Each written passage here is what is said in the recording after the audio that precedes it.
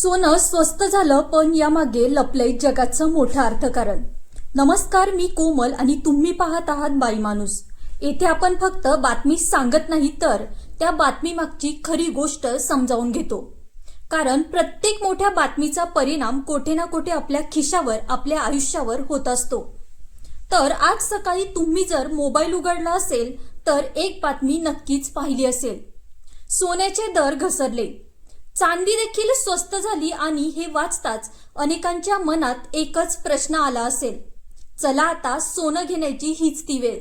सोनं घेण्याची वेळ आली, पण एक मिनिट, तुम्ही जर विचार केलाय का, कालपर्यंत गगनाला भिडलेले सोनं आज अचानक खाली कसं आलं? कोण ठरवतं हे दर? पुण्यातला सराफ की मुंबईतलं मार्केट? यामागे आहे जगभरात सुरू असलेला एक मोठा खेळ. आजची गोष्ट शेवटपर्यंत पहा, कारण आज आपण फक्त सोन्याचा भाव नाही, तर भावामागचं राजकारण, अर्थकारण, तुमच्या खिशाचं गणित समजावून घेणार आहोत. तर गोष्ट येथूनच सुरू होते. गेल्या काही आठवड्यांपासून सोन्याचे दर सतत वाढत आहे. लोक दुकानात जायचे, भाव विचारायचे आणि न बोलता पुन्हा बाहेर पडायचे, कारण सोनं अनेकांच्या बजेटच्या बाहेर गेलं होतं. पण आज चित्र मात्र बदललंय. आज 24 कॅरेट सोन्याच्या दरात जवळपास 800 ते 1000 रुपयांची घसरण झालीय. 22 कॅरेट सोनं देखील स्वस्त झाले आणि चांदीच्या दरात देखील तब्बल 2 ते 3 हजार रुपयांची घसरण झालीय. म्हणजे आता लग्नासाठी, गुंतवणुकीसाठी किंवा घरात सोनं घेण्याचा विचार करणाऱ्यांसाठी ही नक्कीच दिलासादायक बातमी म्हणावी लागेल. पण इतका मोठा बदल एका दिवसात झाला तरी कसा? खरी गोष्ट सुरू होते आताच. याचं उत्तर भारतात नाही, तर हजारो किलोमीटर दूर आहे. काही दिवसांपूर्वी अमेरिका आणि इराण यांच्यात तणाव वाढला, युद्धाची शक्यता व्यक्त केली जात होती. आणि जेव्हा जगाला युद्धाची भीती वाटते, तेव्हा जगभरातील गुंतवणूकदार एक गोष्ट करतात, आणि ती म्हणजे शेअर बाजारातून पैसे काढून सोन्यात गुंतवणूक करतात. कारण सोनं हे सुरक्षित गुंतवणुकीचं प्रतीक मानलं जातं. म्हणूनच त्याचे भाव वाढले. पण आता परिस्थिती बदललीये. अमेरिका आणि इराण यांच्यात तात्पुरती शस्त्रसंधी झाल्याची घोषणा झालीये.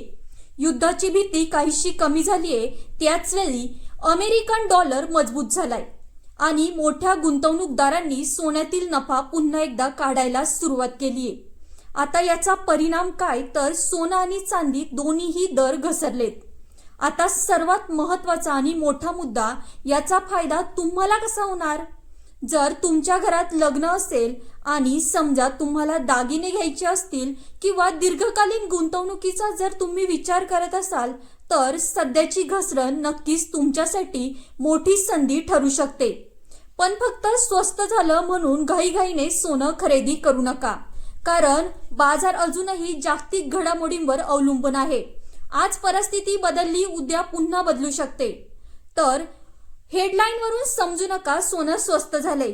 ही बातमी आहे, पण ते स्वस्त झालंय का आणि त्याचा तुमच्या पैशांवर काय परिणाम होणार किंवा तुमच्या खिशावर आता याचा नक्की लोड कसा येणार, हे समजावून घेणं देखील तितकंच महत्वाचं आहे.